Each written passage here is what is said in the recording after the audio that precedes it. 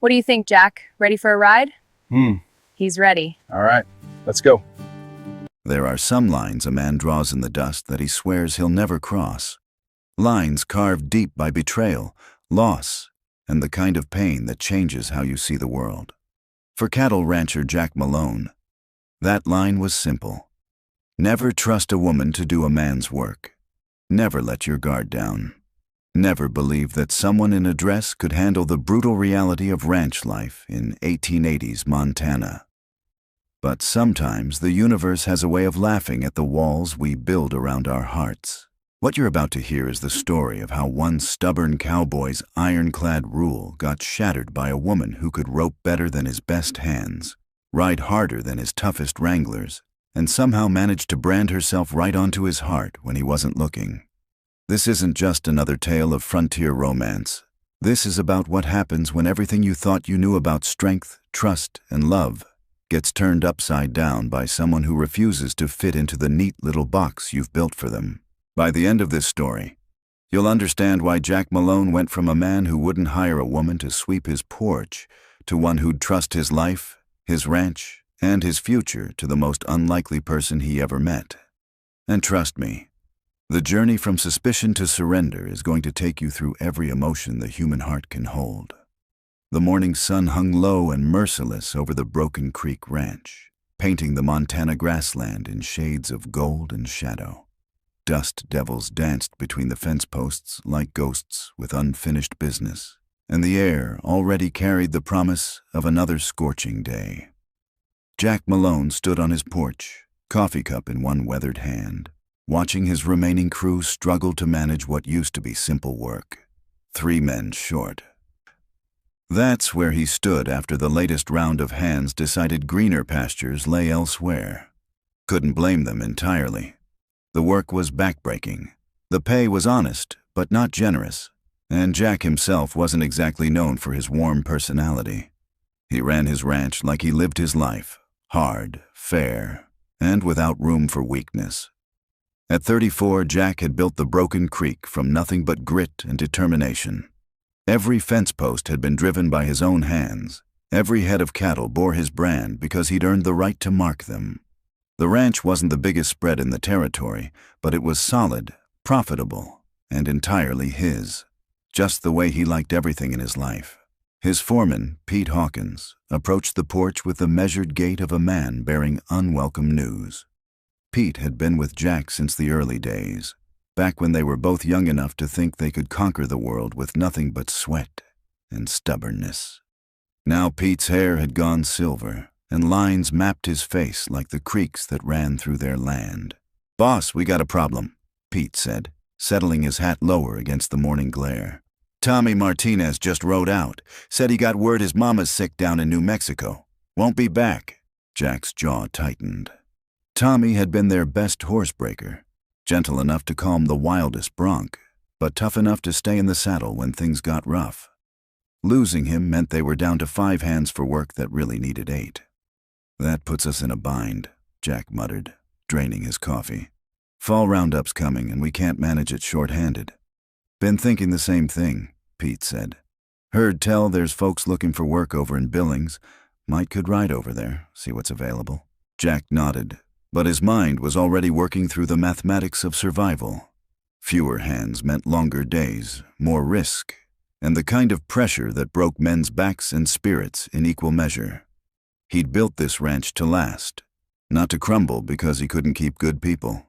"Do it," he said finally, "but be choosy. I'd rather work short-handed than deal with drifters who'll cause more trouble than they're worth." Pete touched his hat brim in acknowledgement and headed toward the barn. Jack remained on the porch, watching the organized chaos of ranch life unfold before him. His remaining hands moved through their morning routines with the efficiency of long practice. There was something satisfying about watching good men do good work, even if there weren't enough of them to go around. The sound of approaching hoofbeats pulled his attention to the main road. A lone rider emerged from the heat shimmer, sitting straight in the saddle despite the early hour and the dust that clung to everything in this country.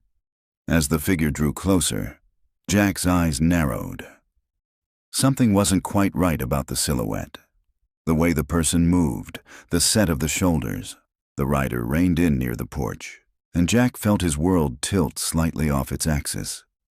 Beneath the wide-brimmed hat and the dust of hard travel sat a woman, not the kind of pampered town lady he occasionally encountered, but someone who looked like she'd been born to the saddle. Her clothes were practical. Canvas pants, worn boots, a shirt that had seen honest work. But there was no mistaking the curve of her jaw, the way she filled out that shirt, or the long braid of dark hair that hung over one shoulder. "Morning," she said, her voice carrying the slight rasp of someone who'd spent years calling to cattle across wide spaces. "Name's Sarah Coleman. Heard you might be looking for hands." Jack stared at her for a long moment, his coffee cup forgotten in his grip. In all his years of ranching, through every hiring season and every desperate search for good help, this particular scenario had never occurred to him. A woman, looking for work, on his ranch. "Ma'am," he said finally, his voice carefully neutral, "I think you might be confused about the kind of work we do here." Sarah's eyes, he noticed, were the color of winter sky just before a storm. They didn't waver under his scrutiny. "I'm not confused about anything, Mr. Malone. I know you run cattle, I know you need hands for roundup, and I know how to do the work." "This isn't woman's work," Jack said, the words coming out sharper than he'd intended. "It's dangerous, dirty, and damn hard on a good day. On a bad day, it can kill you." "Most things worth doing can kill you if you're not careful," Sarah replied evenly. "That's why you hire people who know what they're doing instead of people who just think they do." Despite himself, Jack felt a flicker of something that might have been respect. The woman had backbone, he'd give her that.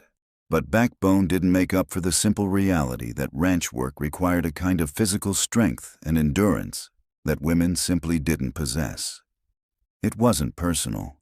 It was just the way the world worked. "I appreciate you riding out here," he said, setting his coffee cup down with deliberate care. "But I can't use you. Nothing against you personally, but this ranch requires men who can handle men's work." Sarah studied him for a moment, and Jack had the uncomfortable feeling that she was seeing something he'd rather keep hidden. When she spoke again, her voice carried a note of challenge that made his spine straighten.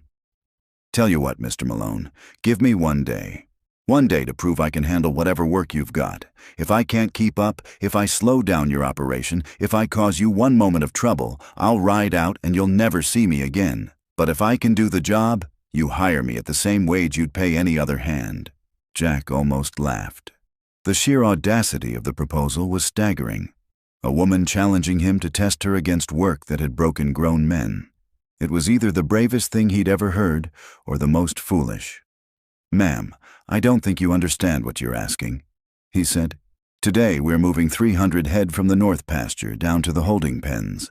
That means long hours in the saddle, working in dust and heat, dealing with ornery cattle and even ornerier horses. It's not a game." "I never said it was," Sarah replied.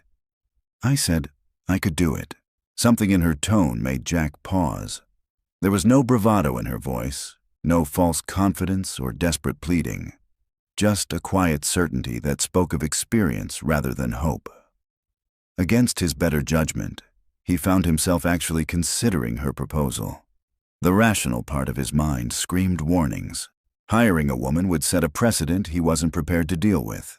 It would cause talk among the other ranchers, gossip in town, and probably friction with his own crew. Women belonged in kitchens and parlors, not chasing cattle across broken country under a merciless sun. But the desperate part of his mind, the part that had been doing the mathematics of survival, whispered different calculations. He needed hands, good hands. And despite every instinct telling him this was a mistake, something about Sarah Coleman suggested she might actually know which end of a cow moved first. "One day," he heard himself saying, the words emerging before his conscious mind could stop them. "Dawn to dusk. You keep up 'cause no trouble and do the work without complaint. But the first sign you can't handle it, you're gone. No arguments, no second chances." Sarah nodded once, sharp and decisive. "Fair enough. Where do I bunk?" "You don't," Jack said quickly. "This is a trial run, remember? You can sleep in the barn if you need to, but don't get comfortable." "Wouldn't dream of it," Sarah said, and Jack caught what might have been the hint of a smile at the corner of her mouth. As she rode toward the barn to tend her horse, Jack remained on the porch, wondering what exactly he'd just agreed to. Every reasonable bone in his body told him this was going to be nothing but trouble. Women didn't belong on working ranches. They didn't have the strength, the stamina, or the temperament for the brutal realities of cattle work. But as he watched Sarah unsaddle her horse with the practiced efficiency of someone who'd done it thousands of times, as he noted the easy way she moved around the animal and the gentle but firm manner in which she handled the gear, a small voice in the back of his mind whispered a dangerous possibility. What if he was wrong? The first test came before the sun had fully cleared the eastern ridgeline. Jack emerged from the main house to find Sarah already in the corral, working with a skittish bay mare that had been giving the regular hands trouble for weeks. The horse danced sideways, ears pinned back, eyes rolling white with nervous energy. Most of his crew approached difficult horses with force, the philosophy being that you had to show them who was boss from the start. Jack watched Sarah do something entirely different. She stood in the center of the corral, not moving toward the mare, not trying to corner her or force compliance. Instead, she simply existed in the space, patient as stone, letting the horse make the choices. The mare circled the fence line, snorting and tossing her head. Sarah turned slowly, keeping her body angled away, never making direct eye contact. Minutes passed. The horse's circles grew smaller. Her ears began to flick forward occasionally, curiosity replacing fear. When Sarah finally extended her hand, palm up and empty, the mare stretched her neck toward it, nostrils flaring as she tested the air. The touch, when it came, was soft as whispered prayer. Sarah's fingers found the sweet spot behind the horse's ear, and the transformation was immediate. The mare's head dropped, her breathing slowed, and for the first time in weeks, she stood perfectly still for a human. "I'll be damned," Pete muttered from beside Jack. Neither man had noticed the other approaching. "Been trying to gentle that mare for 2 weeks. She just made it look easy as breathing." Jack said nothing, but something cold settled in his stomach. He'd expected Sarah to fail quickly and obviously, giving him a clear reason to send her packing. Instead, she'd just demonstrated a skill that half his crew couldn't match on their best day. "Mount up," he called, his voice carrying across the yard. "We're burning daylight." The crew gathered at the corral, 5 weathered men who'd spent their lives in the saddle. They eyed Sarah with mixtures of curiosity, skepticism, and barely concealed amusement. Jack could practically hear their thoughts. This ought to be interesting. Wonder how long the lady lasts before she starts crying for her mama. Tommy Briggs, a lean string of a man with arms like corded rope, couldn't keep his mouth shut. "Hope you brought a side saddle, miss. Might be more comfortable for a lady." Sarah didn't rise to the bait. She simply swung up into her saddle with a fluid motion that spoke of decades in the leather. Her seat was deep and natural, her hands light on the reins. The horse beneath her, a compact sorrel gelding with intelligent eyes, stood perfectly balanced and ready. "I ride the way I work," she said quietly. "Whatever gets the job done." The ride to the north pasture took an hour across country that would challenge any horseman.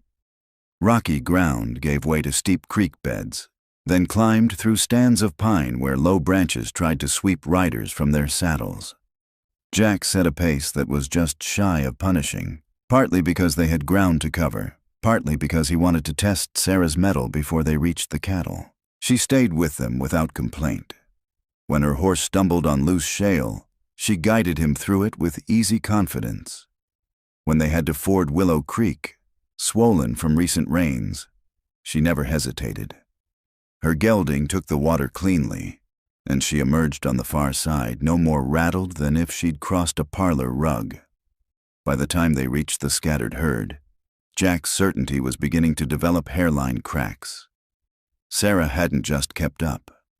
She'd ridden like she was born to it, like the horse beneath her was an extension of her own body.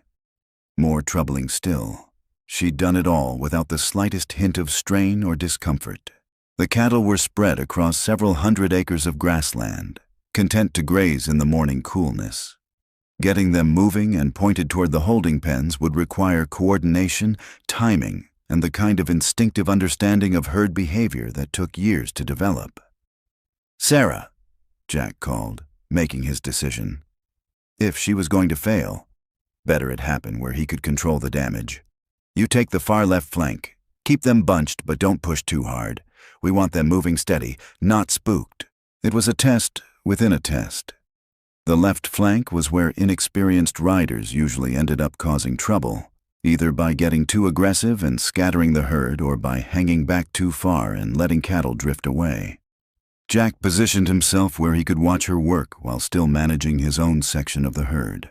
What he saw made his jaw clench with something that wasn't quite anger, but wasn't quite admiration either. Sarah read the cattle like she was born to it. When a young steer tried to break away from the group, she was there to turn him back, her horse responding to pressure from her legs rather than harsh jerking on the reins. When an old cow decided to be stubborn, Sarah gave her space to think about it, then applied just enough pressure to convince her that moving forward was her own idea. The herd began to flow like water finding its course, 300 head of beef moving in the right direction at the right pace. No shouting, no wild galloping, no cattle scattered to the four winds. Just good, clean work executed with the kind of quiet competence that made it look effortless. "She's got a feel for it," Pete said, riding up beside Jack as they kept pace with the moving herd. "Haven't seen work that smooth since old Charlie retired." Jack grunted noncommittally, but privately he had to agree. Charlie Moss had been the best cowhand he'd ever employed. A man who could make cattle do things they didn't want to do without them ever realizing they were being managed. Watching Sarah work triggered memories of Charlie's easy confidence, his ability to be exactly where he needed to be at exactly the right moment. The morning wore on, and the temperature climbed with the sun. Dust rose from hundreds of hooves, coating everything in a fine layer of grit that worked its way into eyes, noses, and throats. The cattle, initially cooperative, began to get fractious as the heat increased. Tempers shortened all around. That's when the real test came. A massive bull, easily 1,500 pounds of muscle and bad attitude, decided he'd had enough of being told where to go. Bulls were always the wild card in any cattle operation. They were strong enough to hurt someone badly and smart enough to hold grudges. This one, a black brute with scars on his shoulders from old fights, planted his feet and refused to move another step. The herd began to bunch up behind him, confused by the sudden stop. If they couldn't get the bull moving quickly, the entire operation would fall apart. Cattle would scatter, they'd lose hours of work, and someone might get hurt in the confusion. Tommy Briggs spurred his horse forward, ready to deal with the situation the way he always did, with noise, aggression, and sheer force of will. "I'll move the stubborn bastard," he called, pulling out his rope. "Hold on." Sarah's voice cut through the dust and tension. She was already moving, her horse picking its way through the milling cattle with careful precision. "Let me try something first." Jack's first instinct was to wave her off. Bull work was dangerous even for experienced men, but something made him hold his tongue, some combination of curiosity and the growing suspicion that Sarah Coleman might surprise him again. She approached the bull from the side, not directly challenging him, but not showing fear either. The massive animal turned his head to study her, his small eyes holding more intelligence than most people credited cattle with possessing. For a long moment, woman and bull regarded each other across the dusty space between them. Then Sarah began to sing. It wasn't loud, wasn't showy, just a low, wordless tune that seemed to rise from somewhere deep in her chest. The melody was simple, repetitive, hypnotic. Jack had heard cowboys sing to cattle before, but this was different. This was personal, intimate, like a conversation in a language only she and the bull understood. The bull's ears flicked forward. His massive head lowered slightly, and some of the tension went out of his shoulders. Sarah's horse took a step closer, then another. The bull didn't move away. Still singing, Sarah extended one hand toward the bull's broad forehead. For a heartbeat, Jack thought she was about to get her arm torn off. Bulls didn't like to be touched by strangers, and this one had already proven he was in a mood for trouble. Instead, the bull allowed her hand to rest against his poll, that sensitive spot between his ears where cattle like to be scratched. Sarah's fingers worked gently, and impossibly, the bull began to relax. His breathing deepened, his eyes half closed. Then, still singing, still scratching, Sarah began to back her horse away. The bull, as if hypnotized, took a step forward to maintain contact with her hand, then another step. Within minutes, she had him moving again, the entire herd flowing behind him like water behind a broken dam. The crew sat their horses in stunned silence, watching a woman accomplish with song and gentleness what they would have needed ropes, shouts, and considerable risk to achieve. Jack felt something shift inside his chest, a crack in the wall he'd built around his assumptions about women, about work, about the way things were supposed to be. "Sweet Jesus," Pete whispered. "I ain't never seen nothing like that in 30 years of cow work." By midday, they had the herd in the holding pens, every head accounted for, and none the worse for wear. It had been one of the smoothest drives Jack could remember, accomplished with less fuss and fewer problems than he'd had with crews of experienced men. Sarah dismounted near the water trough, her movements still fluid despite hours in the saddle. She pulled off her hat to splash water on her face, and Jack caught sight of the sweat stains on her shirt, the dust in her hair, the signs of honest labor honestly done. She looked tired, but not defeated, used but not used up.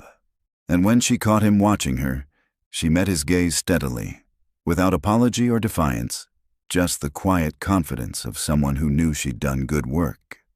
"Well?" she said simply. Jack found himself at a crossroads he'd never expected to face. Everything in his experience, everything he'd been taught about the natural order of things, told him to stick to his guns, thank her politely, pay her for the day, and send her on her way. Women didn't belong on working ranches. It was just the way things were. But the evidence of his own eyes told a different story. Sarah Coleman had outworked half his regular crew, handled situations they couldn't handle, and done it all without complaint or fanfare. She'd proven herself in ways that went beyond simple competence into something approaching artistry. The rational choice was clear. The smart choice was obvious. The choice that made business sense was staring him in the face. So why did it feel like the hardest decision he'd ever had to make?